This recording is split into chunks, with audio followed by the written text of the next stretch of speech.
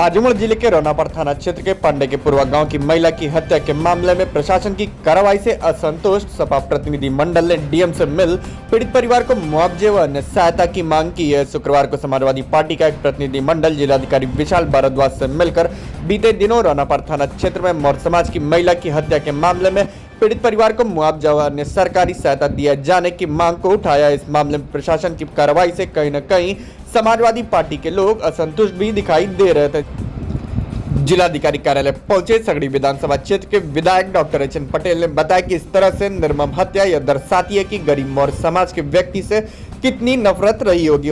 उन्होंने बताया कि जिलाधिकारी से मिलकर पीड़ित परिवार को न्याय मिल सके इसलिए मुआवजा व अन्य सरकारी सहायता दिलाने की मांग की गई है, लेकिन जब तक सहायता मिल न जाए तब तक कुछ कहा नहीं जा सकता। इस दौरान सपा जिलाध्यक्ष हवलदार यादव, मुबारकपुर विधायक अखिलेश यादव, गोपालपुर विधायक नफीस अहमद, वरिष्ठ नेता करुणाकांत मौर्य और मृतका का पीड़ित बेटा गौरव मौर्य मौजूद रहे।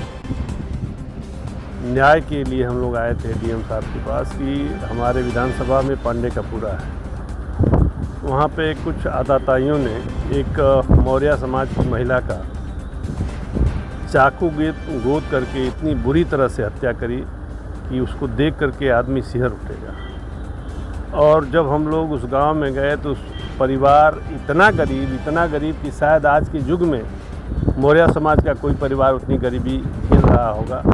एक सिंपल सी मड़ई थी, उसके ऊपर उन्होंने अपना ये लगाया हुआ था, पॉलीथीन लगाया था। किनारे किनारे सिर्फ वो चद्दर जो थी मड़ई की ही थी, वो भी आधी गली थी। और उस परिवार से कितनी बड़ी नफ़रत थी, क्यों नफ़रत थी, ये बात समझ में नहीं आई। लेकिन जिस तरह से उसकी हत्या करी गई, उसकी हत्या को देखते हुए हम लोग द्रवित हो गए और उस महिला के लिए या उस परिवार के लिए न्याय मांगने के लिए हम लोग आए थे। मुआवजे को लेकर कोई बातचीत हुई? आश्वासन तो मिला है, आर्थिक सहायता एक मकान की हुई है, प्लस ज़मीन की हुई है, पात्रता को देखते हुए आश्वासन तो मिला है, लेकिन जब तक पूरा ना हो जाए तब तक हम लोग कुछ क्या कर सकते हैं। गिरफ्तारी?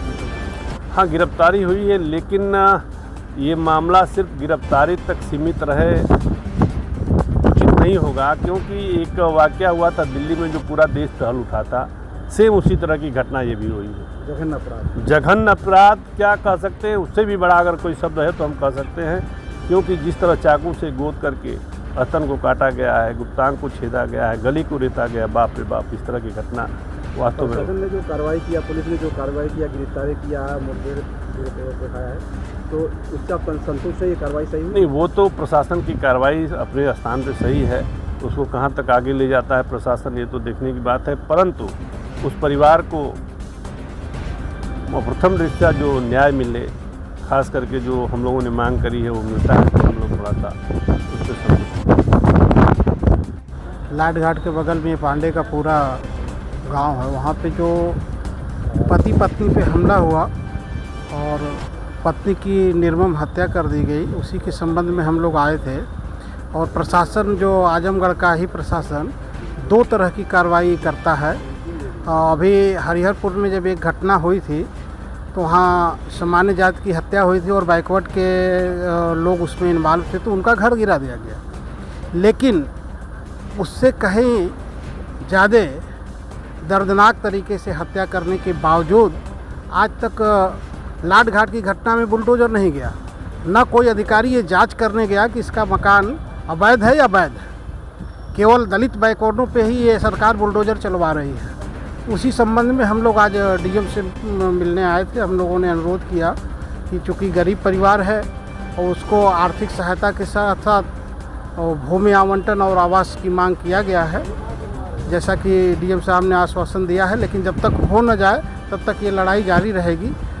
जो आश्वासन इन लोगों ने दिया है, अगर समयबद्ध तरीके से उसको पूरा नहीं करते हैं तो फिर आगे धरना प्रदर्शन आंदोलन किया